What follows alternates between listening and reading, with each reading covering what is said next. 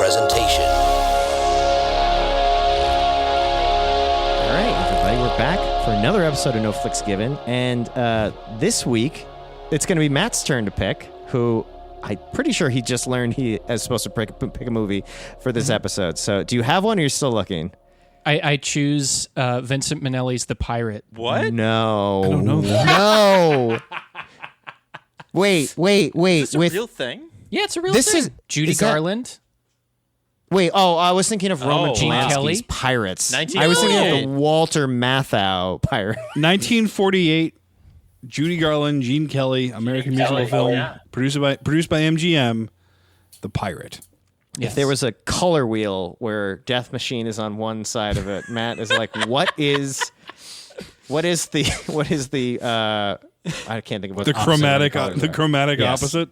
Yes. The Pirate. How can we watch it? Well, I have it on Blu-ray, so I don't know. Y'all are fucked. I am sure it is on the blockbusters of the internet, but let me check real quick. Is this in the Criterion Collection? I don't know. Better be. You're making us watch it. Music by Cole Porter, so I'm in. Yeah. Oh, this is definitely a up in the mountains watching on your VHS. Oh, I'm so glad we're not watching Roman Polanski's Pirates. We're not going to do a Roman Polanski movie on this fucking show. It's on TCM streaming. That tracks. TCM I mean, you can- streaming? You can rent it on Amazon. You can rent it on iTunes. All right. So it's All right. available on the blockbusters of the internet. And I have TCM, not seen if it. you have I'm excited. I love Minnelli. Anything we should know going into this, Matt? I mean, I obviously have seen it, but this was an old favorite of mine that I watched when I was in film school. Ooh. Excellent. Are there any? So there's a story behind that whole thing, but I don't know if I'm it is. including this in my film school class. I like this. All right. This is fun. Great. Are there any really jarring character backstories you should warn us about before we? Frank, that was last week. We've put that all in the past. I'm talking There about with are my no therapist garbage tomorrow, disposals in the 40s or really in the time that the pirate actually takes place in. So I think we're safe.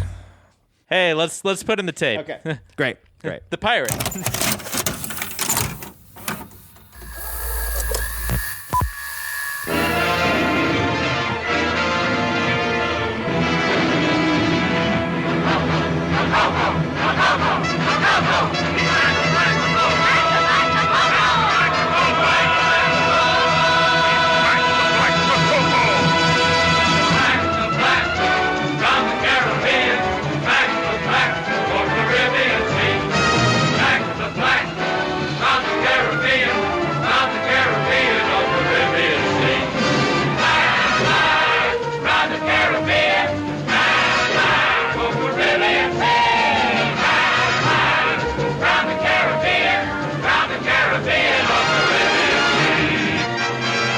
I must say, gentlemen, Gene Kelly's ass is a national treasure, and there needs to be a cast of it in the fucking Smithsonian. We don't talk about this enough because I realized. I'm glad we all are talking about it now because I thought that was just me. it doesn't I end gotta on his say- ass. It's his whole legs. Here's one of the reason why the pirate stuck in my mind from when I saw it first in undergrad is I had a borderline sexual awakening watching Gene Kelly dance during that like fever dream sequence where I was like, I'm usually not into this, but this is kind of turning me on, and like that was just what it was, and like it stayed in my brain forever and ever, and coming back, it's like I can't stop staring at this man's ass. I don't know if the other three of us are remotely qualified to peel this particular onion, but We'll send you a bill, Matt. for the sake of comedy, That's the thing I didn't know about. That I is- didn't know about you, Matt, and thank you for sharing. Yeah.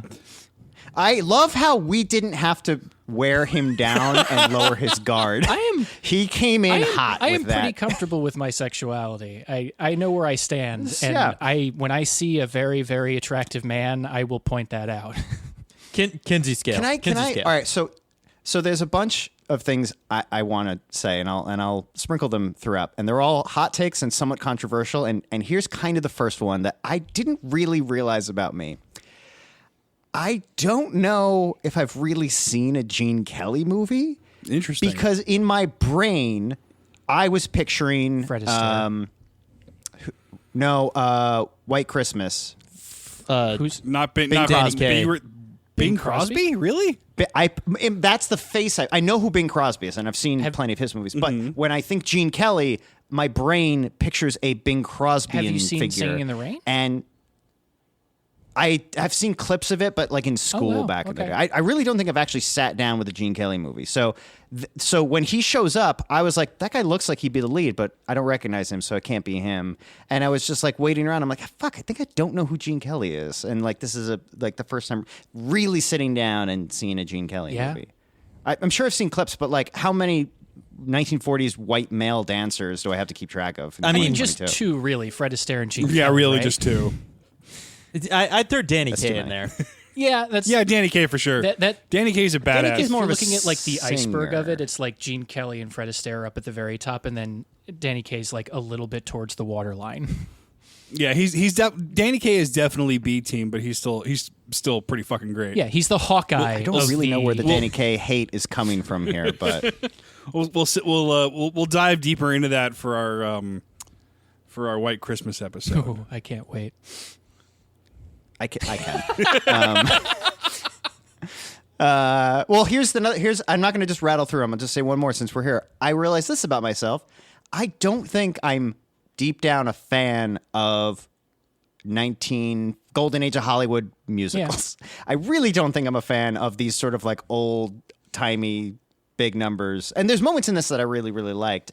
But there's certain times where like a song would start and I felt myself reaching for my phone. You should go back and watch Singing in the Rain because that is like the I'm sure. pinnacle. Yeah, I realized yeah. that and with this movie, I'm not really a fan of Judy Garland. Really? Well, so yes. Oh, that's my next one. There's some dirt, not dirt, but there is some background bullshit that happened during the production of this film. Yeah. So you can't. I would not blame. I wouldn't judge just by this. Wait, what is that? Because I need to know. So I need an excuse for Judy this. Garland was married to the director Vincent Minnelli. She had just had Liza Minnelli. Like she was maybe 2 years old at this point, but they were on the outs already in 1947, 1948 when they were filming, and essentially she was out like on all sorts of speed and uppers during the day and all sorts of downers to keep her asleep at night, and would sometimes not show up for shooting days.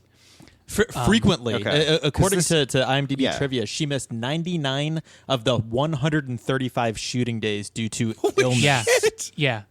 Okay, because I was going to say this performance is chemically induced for sure. Like And this is batshit. There was crazy. also constant attention on her weight, so she was on all sorts of diet pills, and so her weight was fluctuating all the time. She was just completely out of it and had almost a nervous breakdown, or potentially a nervous breakdown on set when they were doing one of the fire setups, and she just like thought she's like had a moment where she's like, "Oh God, they're going to try to kill me." So it was a raw Jesus Christ production. Yeah. Hollywood truly chewed up Judy Garland and spit her out. It is the degree to which that she was degraded and used like a piece of meat for almost basically the entirety of her career and therefore life is downright sickening. However, when this movie turns into like a broad comedy in the last act, I loved her. Oh God, yeah. Yes. Her best on-screen feint of all time, where she just throws her head back. Is and that falls the down. one I Yes. sent? Basically, from there on, I went she's back- awesome. yeah. The whole fight Yes. with her, where she just loses it and starts throwing shit at him. My that's I Is wrote that, it.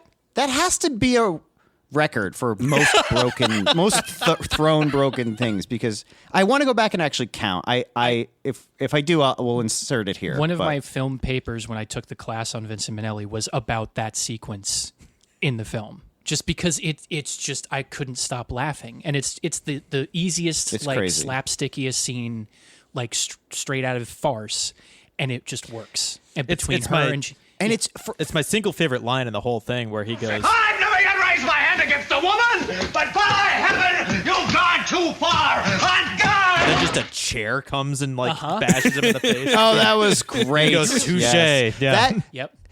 That sequence, I because it's so long, I started to like view it through different lenses, and like the choreography of the chaos, it's really choreographed. Yeah. And she's really accurate with her throws, and he knows where each one is going in a way that, like, I don't know how no one got hurt. I mean, sure, someone got hurt, but, like, it is insane how many things worked out in a single, like, long take of all that destruction. It is crazy. Yeah. I think something that still, I think, reverberates even on watching it now is the level of just technical synchronicity between all the members of like any dance sequence that's going on, of all the moving parts that have to work at the same time and have to be, you know, if you're off by a step, you're going to miss something and you're going to have to take it all over again. And they're long takes too.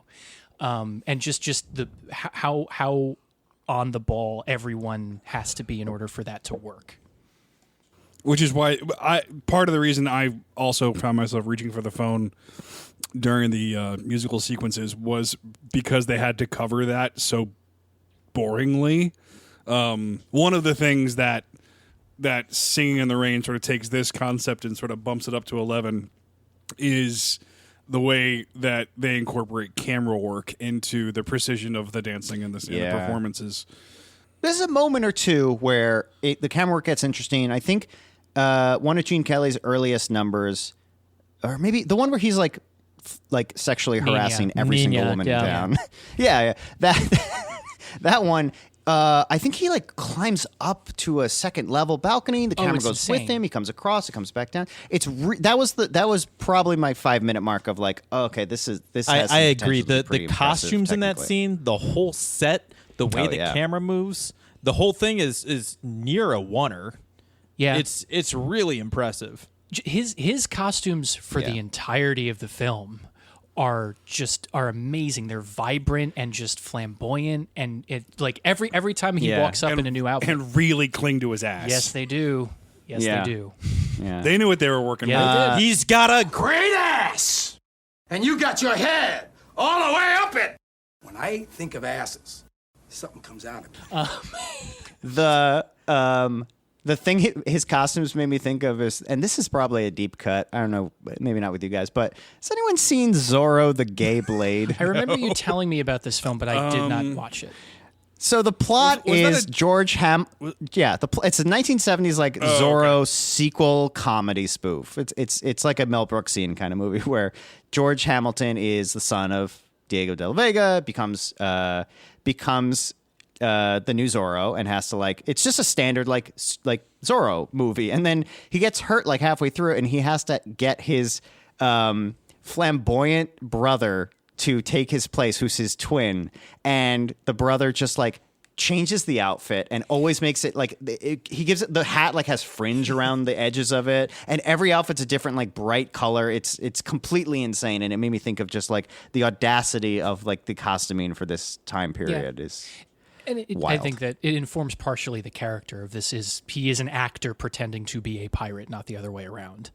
The first draft of the script actually was Gene Kelly, like he was going to play Makoko and pretend to be an actor, but people were talking about it's like you can't have someone who like Gene Kelly be bad at acting and dancing and all that sort of stuff and like fumble through things, because then why are you even watching him?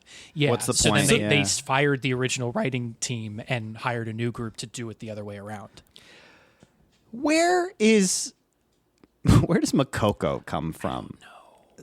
Like how do they land on that? Now we should probably take the people through the plot of this film, because there's no chance that anybody listening to this has any idea what's going on.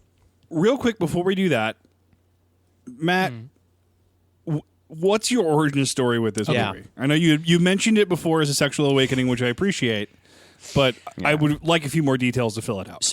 So 10, 11 years ago, I'm in undergrad. It's one of my first 1 or 2 film classes, like actual film classes I'm taking at Hunter. And it's essentially just the semester you're supposed to focus on a director's work. The professor we happen to have literally wrote the book on Vincent Minnelli. So we did an entire semester every week, 16 weeks of Vincent Minnelli films. Jesus So Christ. I've probably seen more Vincent Minnelli films than any other director just by virtue of that. Damn it. That's awesome. I took the other class that was Cassavetes. We both went to Hunter, for anyone who doesn't know, and I got the short end of that stick. No, the Cassavetes was a short end of that stick?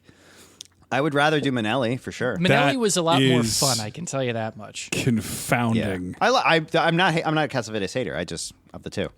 Interesting.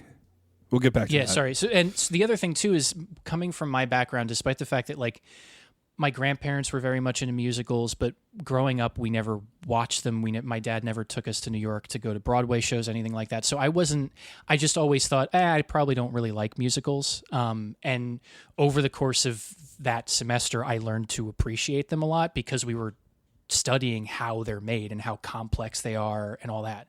And aside from the sexual awakening, the pirate stuck with me just by virtue of like just sequences once it goes into farce, like the voodoo scenes and all like the statue breaking scene at the end. It always stayed with me and I remembered it very fondly. So yeah, when I was firing from the hip to come up with a movie, this is one that I hadn't seen since then and wanted to revisit. So I had just bought the Blu-ray because I kept telling Katie about it and she's like, oh, I want to see the movie that made Matt question his heterosexuality. So I was like, all right, let's do it. And so that's what brought us here now. And again, before we get, I'm sorry, we'll go ahead. I was just going to have him, I was prompting again to walk us through the plot, but if you have another question. Well, I wanted to go around and just to sort of set the stage for how we're approaching our conversation. How did everybody feel about The Pirate? I don't regret watching it, but I could take it or leave it probably. It made me think of another movie that it's not my sexual awakening, but I had a similar sort of like nostalgia affection for that's sort of in this genre that I'll probably have us cover at some point in the future. But The Court Jester, has anyone seen that? Speaking of Danny Kaye.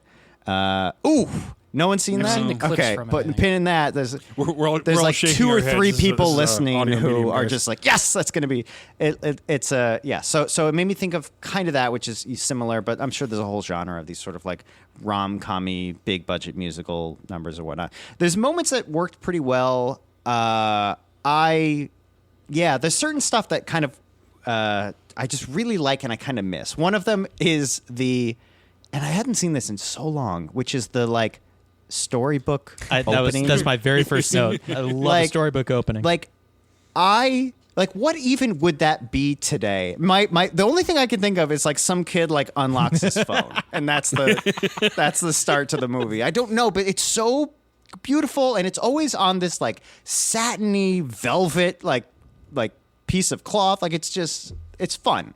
I feel like maybe 2 out of 10 movies opened that way until like 1955. I gotta say, I really enjoyed this movie. Again, the big musical numbers have my attention. Anything other than that, I am kind of grabbing for my phone. But the skill and the obvious execution of the big dance numbers really does make it worth it. I mean, it is really, really impressive. I was a little disappointed because my mindset was with the Pirates of Penzance when I started this movie. Which is near and dear to my heart. I did it in high school. I played the Pirate King. Not a big deal. But I will say what I was most grateful for in this film is that they didn't put Judy Garland in brownface because they sure could have. They're all well. So, they put her in brown name. Well, that's the thing. Name, not face. I mean, one other thing for to 1948. One other thing to consider too is historically they are probably European Spaniards, so they're more liable to just be like white looking folk. Aren't they in Spain for part of the movie? No, they're still in the Caribbean. Are you sure? Yeah, they're in some like unnamed island in the Caribbean.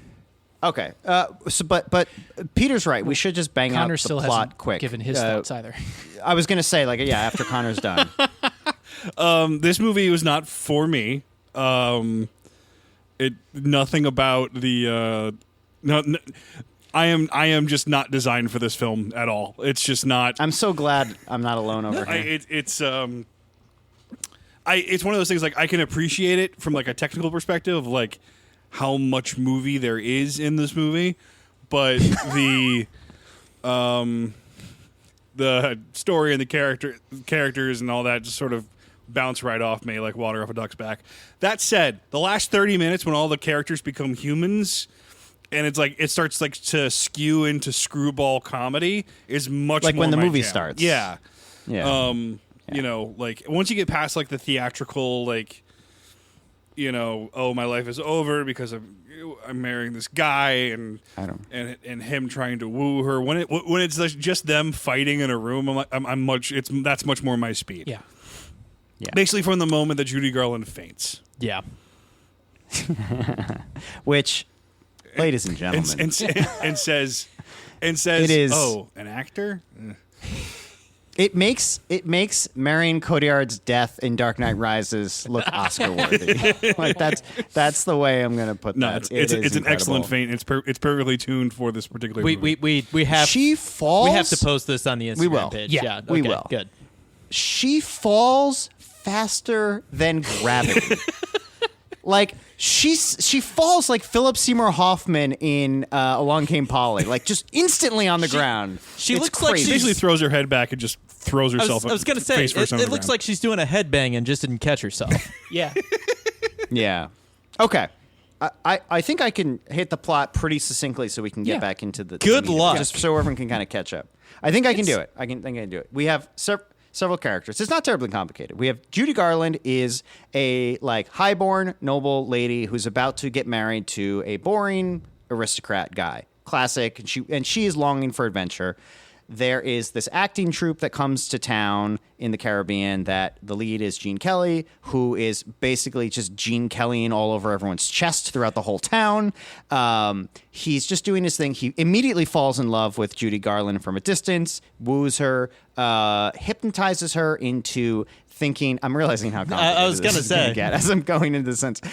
He woos her into. She hypnotizes her in his act to try to get her to fall in love with him. She, under hypnosis, admits that she is in love with Mac the Black Makoko, who is in this movie's universe the like Dread Pirate Roberts, the feared. And where's he like, from, Frank? The high seas. Where is he from? Is he I from don't the know. Caribbean or the Caribbean Sea? The Caribbean Oh, or the Caribbean I have a Sea? note about that. It Hold depends on my whether they're note singing the says- song or not. If I may, so real quick, just so everyone understands, because there's so many fucking footnotes in this episode. There's a song where the lyric is like Caribbean or Caribbean, like that whole sentence is a lyric to rhyme the different way of pronouncing it.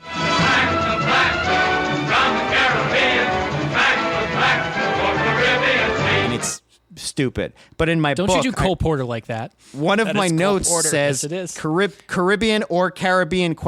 And the way I remembered to sort of say it different is one of them has two R's and one B, and the other one has two B's, or like two B's Do you and think one Cole R. Porter lost So a bet I don't know. where someone was like, "Hey, how do you pronounce this word?" And like there was a bar fight about it. No, I think he was. I think he was snorting cocaine and being like, "Guys, what's the dumbest thing you think I can get away with putting in a big budget song lyric?" Okay, so that the audiences of anyway. 1948 will just eat up like Oh, yeah. popcorn. I'm gonna keep it going. Yeah, it's definitely something that would keep up. What's that song about the Istanbul is Constantinople Yeah. or something like that? Yeah, same stupid thing. Okay, so she is in love with this legendary pirate who is a horrible, awful pirate, but she loves adventure, so she's That they obsessed somehow with have this pirate. storybooks about. Oh yeah. They have storybooks about, regardless. So then she snaps out of it and goes on her merry way. Gene Kelly runs into her. I'm kind of rushing through a couple pieces of this. Runs into her soon-to-be husband, fiance, recognizes him as the real Makoko, even though he's been pretending to be this like boring aristocrat guy. And Makoko's like terrified that he's going to be found out, so he'll do anything Gene Kelly says. And Gene Kelly pretends to be Makoko in the town and pretends him being an actor is a ruse so that Judy Garland will fall in love with him. She kind of does while this is happening. And Makoko gets mad that he's starting to lose his fiance to the person that he really is in Gene Kelly. And so he goes to like get the I almost said the commissioner. Viceroy. The Viceroy. The only other movie I've ever heard the word Viceroy in. This is getting out of hand. Now there are two of them. To arrest and hang Makoko because he's claiming to be Makoko. And then they have a big trial. Gene Kelly and Judy Garland. Judy Garland figures it out that Gene Kelly's just pretending, figures out that Makoko is her fiance, tricks Makoko into admitting he's Makoko. He gets arrested. Judy Garland and Gene Kelly live as happily ever clowns. after. That's the other basically the plot. As clowns. The other core thing is that when she's under hypnosis, she kind of reveals that she does have performance talent, and that's something that becomes a major thing. Yes, is by the end of the movie, she is a member of the troupe and doing part of the traveling group. Yes. Which this is, and remember, this is at a time where actors were like basically gypsies. Like they were just like cast aside and like kind of like the low end of society where they would just be these like homeless people that would come to town. Kind of you'd set them up in a corner to just. It's the carnival. Yeah, it is the carnival. That's much better. That's kind of the movie. Judy Garland is all over the map emotionally. Depends on when they were shooting it, what she was on. I think maybe this might only be the third Judy Garland movie I've ever seen. Honestly, so I don't. I think it's only my second. The Clock, the one where I think it's another Minnelli. You guys I think it's haven't called seen The Clock. Meet Me in St. Louis? I haven't. Ooh. Yeah, I don't think I have. That one's not on my list. That might That's be a classic. Unconventional Christmas film one that I pick at some point. But is it? anyway, but yeah. Isn't that word from where Have Yourself a Merry Little Christmas comes from? Yeah. And Judy's the one who sings it.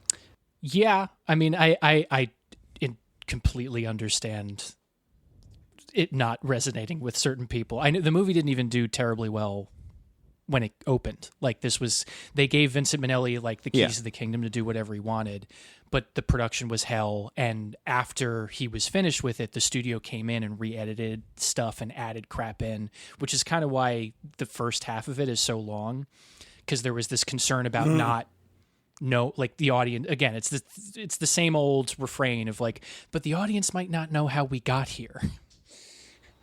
Yeah, it's very inefficient even for the 40s. So I totally understand, but what you remember, at least what I remember, is like that second half of the film once we get into the fun stuff and the farce of it all. There are moments that did get me where the reveal that her husband's Makoko legitimately caught me off guard. Yeah, was not expecting and that. Immediately I sat up. It is an unbelievably effective movie moment. I liked him as a character. I thought that was he was very nice and clearly the wrong guy kind of thing. But like that twist, suddenly I'm like, oh, I get what we're doing here. Like it kind of like it took too long to get there, but once that happened, you're like, oh, I can kind of see the movie forming. And 45 and minutes before in, that, to like fill time, Gene Kelly is like fucking Michael Myers trying to pursue Judy Garland. Oh yeah, he will not stop, and Yeah. he's like honestly like pretty creepy and a little cringe. By the time we finally get to the movie starting with the Makoko reveal. Oh yeah, I think. Yeah, I would have really loved for them to hammer home the whole like not only do I find this woman attractive, but I also see her as a meal ticket because she's talented. Because I think that's part of what the angle that that's the angle that Gene Kelly is playing when he goes to get her in her like hometown. But that sort of goes under represented. I think the movie couldn't decide how much of a scoundrel Gene Kelly should be. How much of a piece of shit he really is.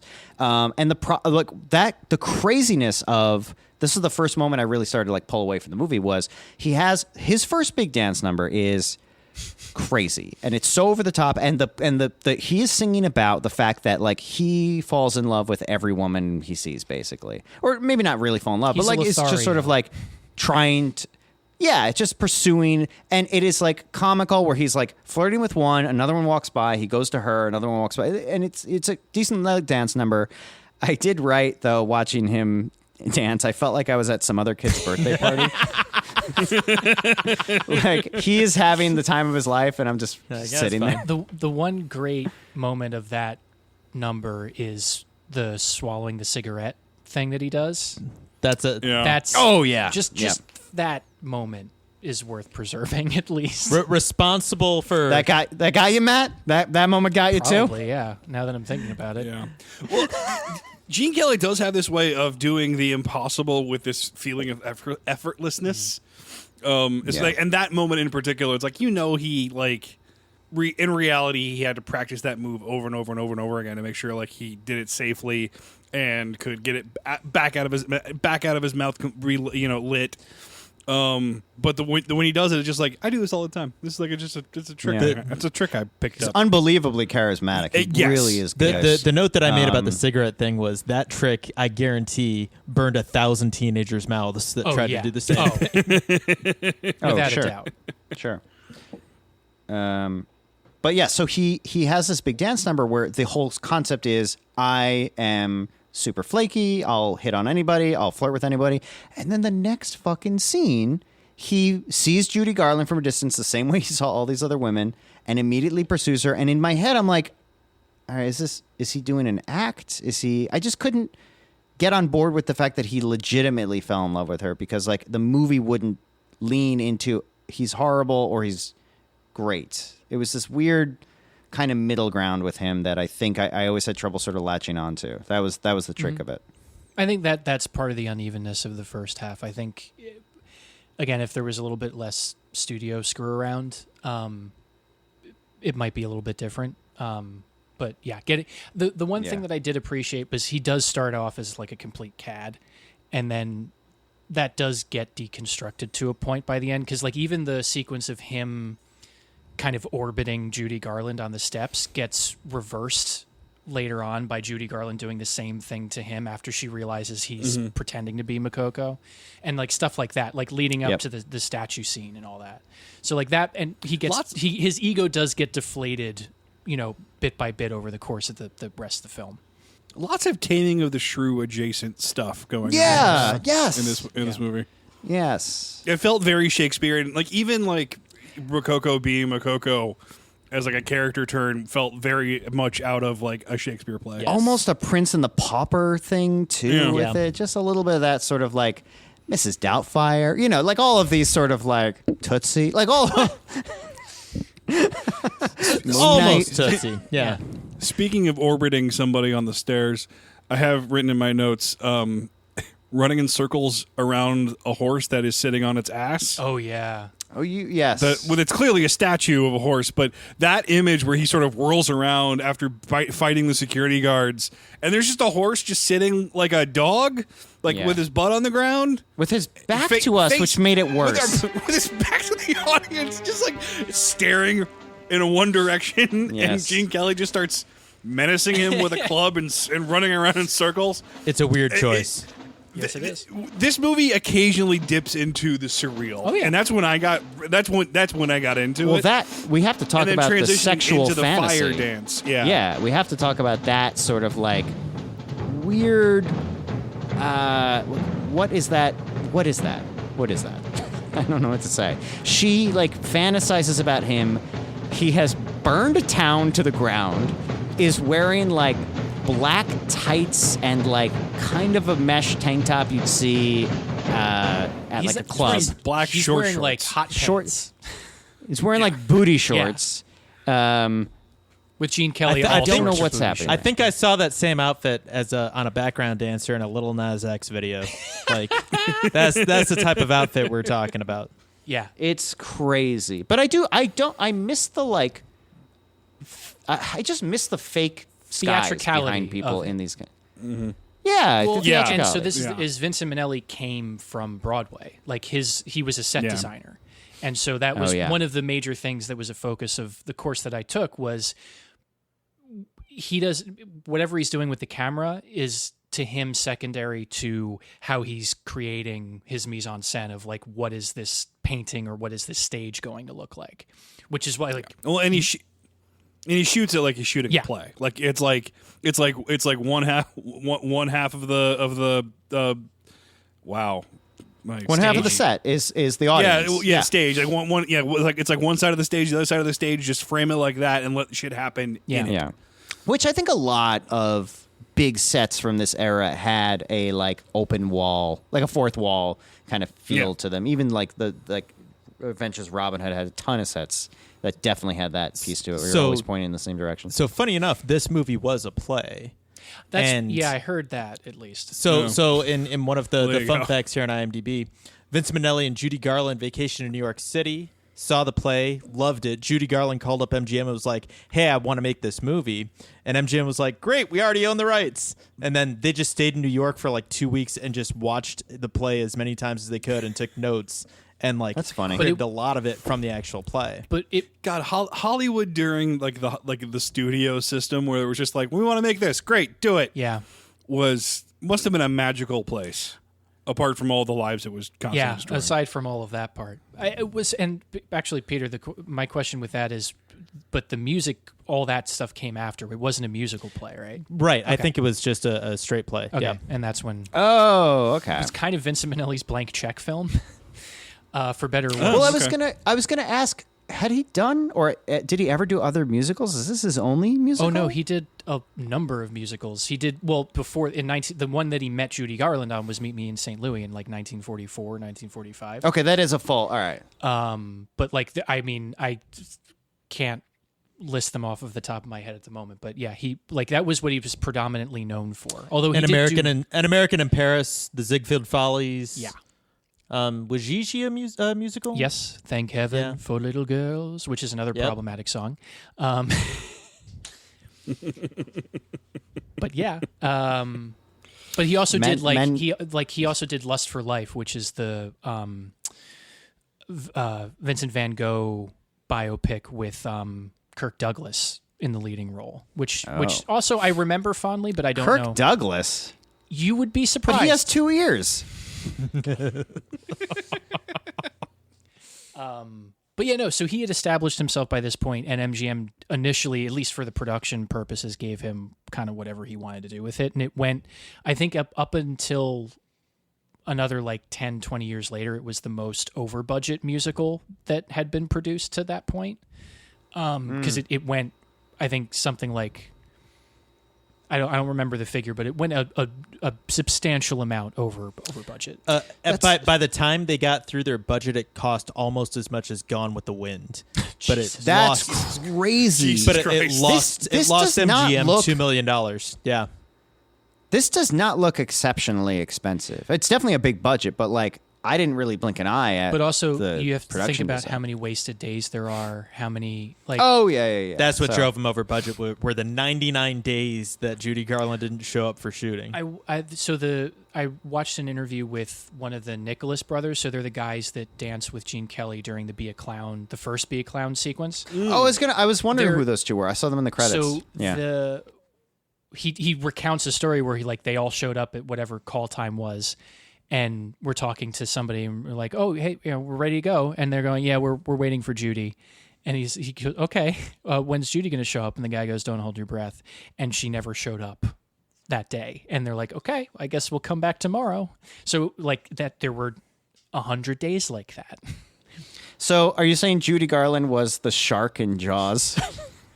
So, well, the other part too is if ever you want to go back and rewatch the movie, there are a lot of shots of just Judy Garland isolated on the camera. Mm-hmm. Those are all pickups that they took at the end of production just to get them in so that they could use something in a scene because she wasn't there for the actual filming of the scene. I have another positive because I feel like I'm being very negative to this movie, and I don't mean to be because there's a lot to enjoy. So typically with a 1940s ending, there aren't a ton of twists and turns. It isn't this crazy exciting sequence where there's a lot of they try something, it fails, and there's the tension's rising or whatnot. I think of a movie like the first Back to the Future, where they're trying to drive the DeLorean in the rainstorm, and suddenly the car doesn't start, and then they get it started, and then suddenly the wire comes undone. Basically the cause and effect of all of these things and all these beats, and it really builds attention. Typically, movies in the 40s don't really have much of that. It'll be just the ending kind of just plays out is the term. And I'm watching it, and I'm watching the end, and the trial's happening, and Gene Kelly pulls out the hypnosis mirror that he used earlier on Judy Garland, and I'm like, oh, he's going to use that on Makoko, and Makoko's going to reveal himself. That's kind of clever. I like that they brought that back. So I'm watching it, and I'm like waiting for it to play out. And then Judy Garland's mom comes out of nowhere and smacks it out of his hand and breaks it, and suddenly my heart jumped, and I'm like, I don't know how you're getting out of this now. That really got me. Yeah. Very effective. Turns out all they had to do was wait a few minutes for Makoko just to confess because it was time for the movie to be over. Well, my note with that was when he pulls out the mirror, I wrote down, Judy Garland should have thought of that. That would have been good. And then they play that out and it breaks. And then Judy Garland comes up with the scheme to trick him. So she does get involved, which I was happy about. Yeah, I think playing that and then playing how they get out of it is fairly clever. Perfect. As well. No notes. Solid ending. I do have a note on the choice of dance number that you end the movie on. Which Go on. We'll go on and then... So basically, for those playing the home game, the movie ends, they embrace, and what happens is what's supposed to happen happens, where you fade to, I don't know, weeks, months later, and she's in the acting troupe, they're performing, and they get one last number together before everyone goes home for the day, watching the movie. The number that they settle on is her and Gene Kelly singing about how great it is to be clowns, which Be a Clown. is It's a reprise. Be a Clown. It's a callback from earlier, yes. But they're wearing that, like, I don't know where it came from, but that, like, hobo clown they're look. Commedia dell'arte. Yeah. Yes, but it's 1600. So I don't really know where the collared shirt is. Do not have an explanation for this. Do not have an explanation. He took a class in this movie, Frank. It is vaudevillian He's always craziness. gonna have an Let me explanation. bring up my paper that I wrote.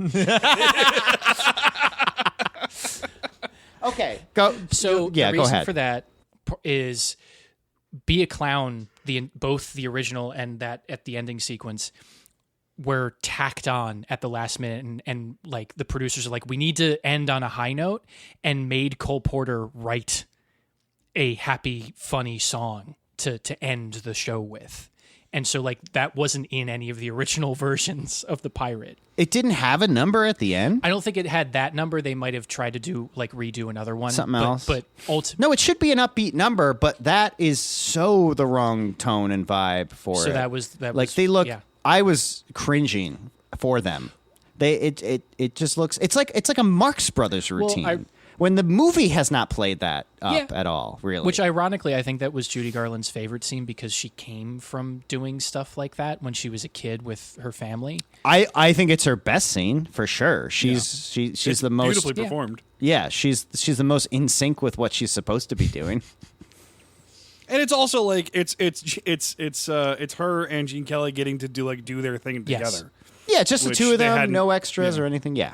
And she's like not encumbered by a big like whatever era this takes place in gown, so she can actually dance and sing. To give Gene Kelly would later go on to dance to the song again and make him laugh. So and singing in the I rain. was gonna say that. So Which I thought this movie was ripping that off because I misunderstood because I was in a production of Singing in the Rain and I used to know it backwards and forwards, but I for some reason thought it came out in like the very early like 1940 as opposed to coming out in 1952, 4 years after this movie came out. So to tell you how much Cole Porter actually cared about writing Be a Clown, when he saw Singing in the Rain and saw that they had blatantly ripped him off, and he was like, "Oh yeah, that's a copyright infringement. I'm not going to do anything about it." He did nothing. He didn't sue him. He didn't talk to him. He was like, "Yeah, you take it. I don't care." I mean, to be honest, Make 'Em Laugh is a better version. 100%. Be a clown, be a clown. All the world loves a clown. Be a crazy buffoon, and the demoiselles will all swoon. Make 'em laugh, make 'em laugh. Don't you know everyone wants to laugh?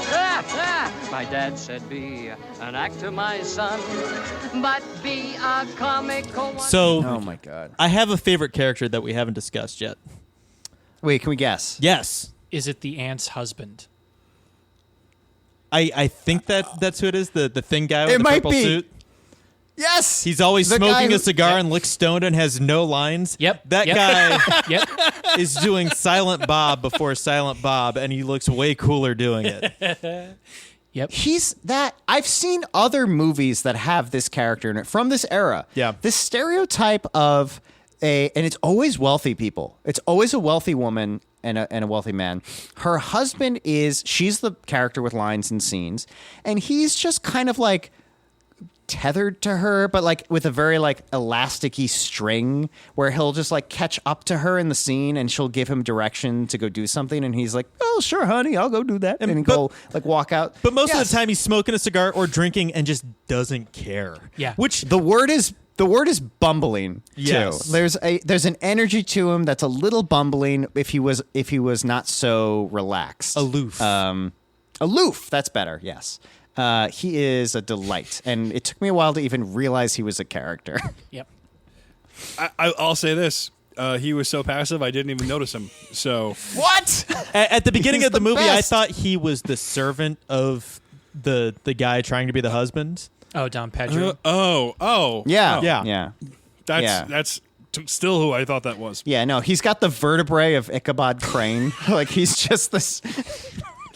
Christ. He looks like he's having the great. best time, though. He looks stoned out Yeah. of his mind, smoking a cigar. But what's funny about that, too, I thought about this, too, because the plot is her aunt... It's her aunt, not her mom, right? Her aunt. Yeah, Yeah. it's her aunt and uncle. Okay. Yeah. So her aunt is full on the mom in Titanic. Our lives are terrible. We're women. You have to marry this guy. He's going to safe. He'll support you. Blah blah blah. All just anti-feminist everything for this. It works perfectly. well, for the if plot. I remember right at the beginning too, she's like, "You know, me and your uncle are poor as shit, and this might be our opportunity to get some money." So, Oh, is that's- that? I missed that. I did write down the line where she says to her, "He's not marrying you to listen to you." That was great. But she is basically pushing this like loss of power agenda on Judy Garland, and she's restricting her. But she is this unbelievably empowered woman for her own right, where she has complete control over her husband and seems to be doing fairly well, even if she's poor. Like, she's in all the scenes and not dirty, so like clearly she's doing all right. But like, I think the word is less Yeah. rich. less rich. But like, why would you give her why wouldn't you have her be the example of what not to be, where if Judy Garland goes down this path, instead she's a baller who like has this ridiculous toy of a man on a string following her around, who's just a delight too. Like, it's great. he's great. It was funny. I think it also just plays to ultimately, she's still the antithesis of what Judy Garland's character wants. She wants to be anywhere Yeah. but there, and she is going to be tied down to this one place and never leave. Yeah, I did like Makoko's line at before you know he's Makoko. He has mentioned something about how he dislikes the sea. Uh-huh. That was a nice touch. I like legit like a unbelievably effective movie twist for this era. Like that completely caught me off guard. I didn't even Same. I didn't even think Makoko was going to be a part of the movie. Yeah, I had forgotten Yeah. too between watchings. It just needed to happen sooner, or not necessarily that, but like the second half needed to be the second 2/3. Yeah. The audience needed to know who Makoko was, I think, a little earlier. Like if there's a little aside when he was getting ready to go in and be like, I've given up my there's that- ways, or I don't know. Judy Garland has that opening where she's reading the story to her like Chiquita Banana friends. That I feel like they set him like it's basically Dread Pirate Roberts. Yeah. So they kind of do that. I kind of thought Gene Kelly would be the pirate, so I kept being like maybe he's Makoko in like the world of this movie. But yeah, that's all I could think. Because I kept getting confused by why it's called the Pirate. Do you understand now? Do you see? I mean, I mean, there's a pirate. I don't. Is there? Am I overthinking it or underthinking it? It's not my favorite title. Like, I feel like there's a better title for this movie somehow. Yeah. Mac the Black. Like,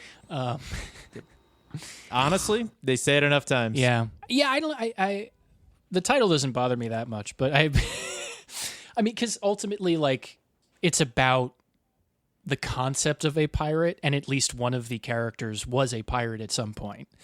Yeah.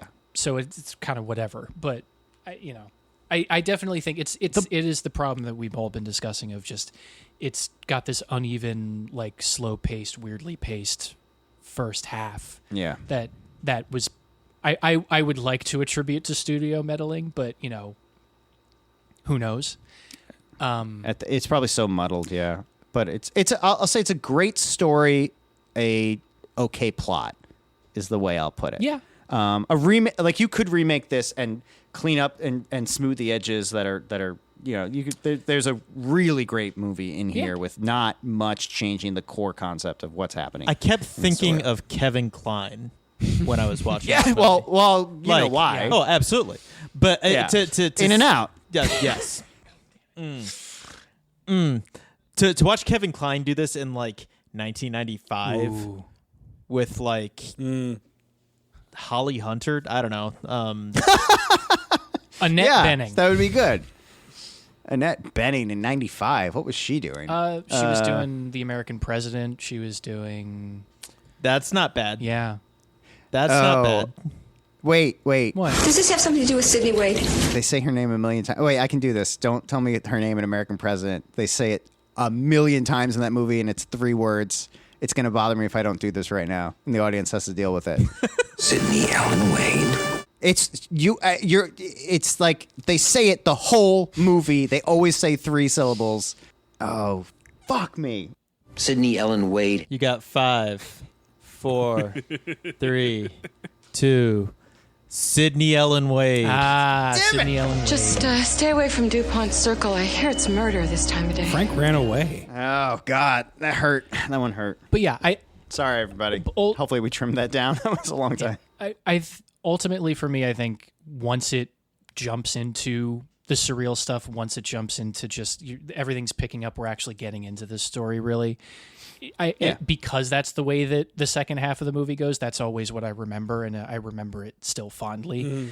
So at least, like I said, for me, like, I definitely understand that it's got some problems, and it's by far not a perfect movie or a musical, but I think there's still some merit to it, as far as at least the technical achievements that take place in it, because you just don't see this shit anymore. Even on the, like, there are better musicals that were released, but, like, even on this level, it's like you just don't see this anymore. Yeah, that's true. And he is impressive. He really is impressive with a lot of the stuff he does. It's better than it's bad. Yeah, I mean, sure. even beyond, like, the choreography and Gene Kelly's dancing, it's just like the way that all of the set pieces are built, and just the costuming and all of that stuff.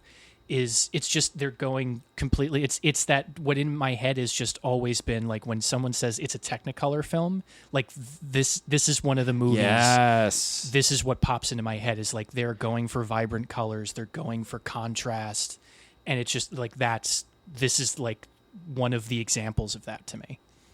Yeah, they're going to clash a bunch of colors that have no business being next to each other just because they can, which is absolutely stuff that they did in the Technicolor time. But I mean, even stuff where it's like you had when Gene Kelly's, I think, first when he's pretending to be Mac, but Judy Garland knows what's up. He's wearing that black, like, double-breasted thing with the cape, but it's black with just this bright purple, and just with the sash, it's fucking perfect. Like, and like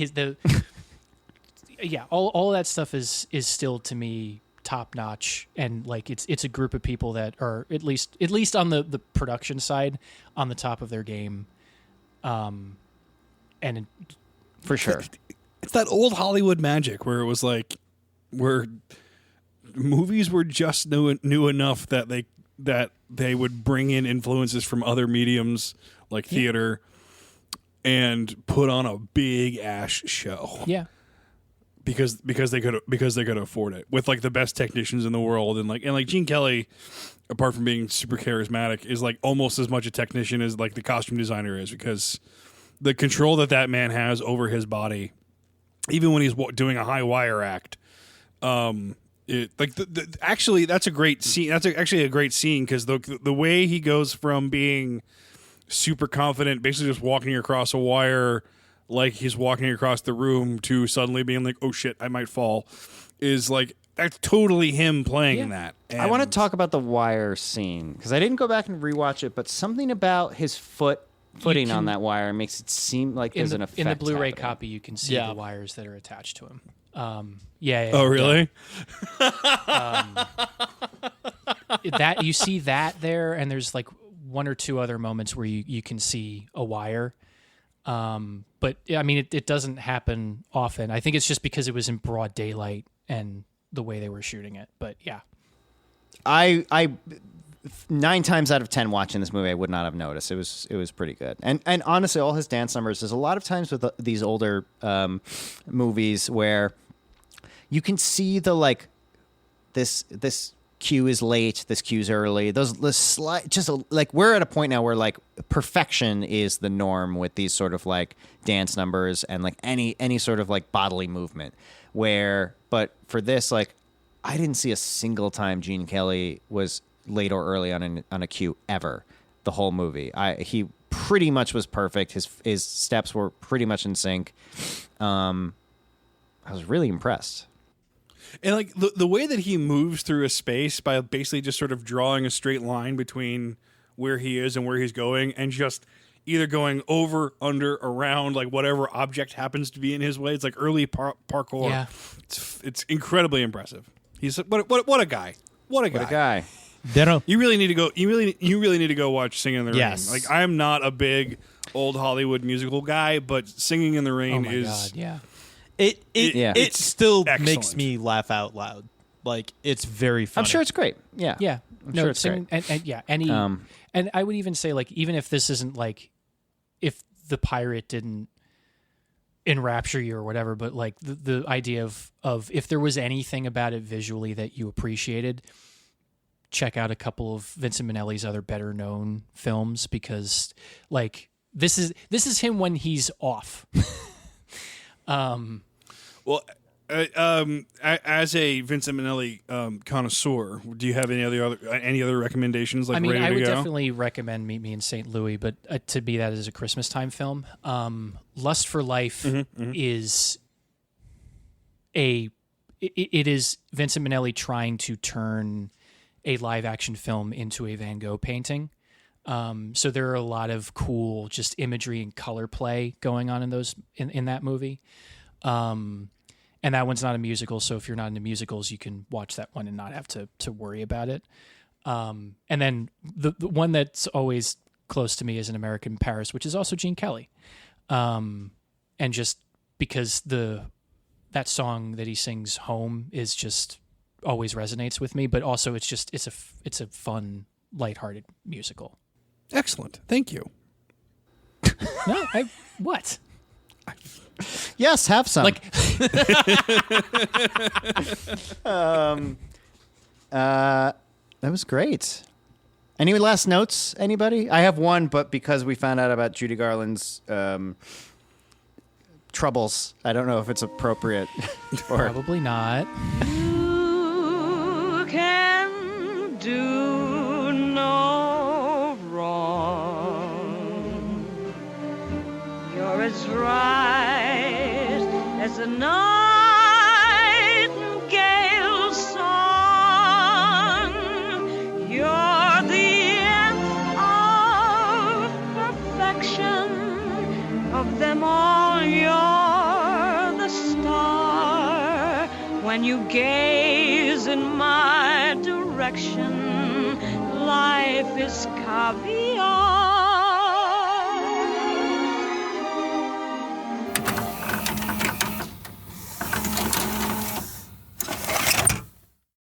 No, Frank, say your Judy Garland thing.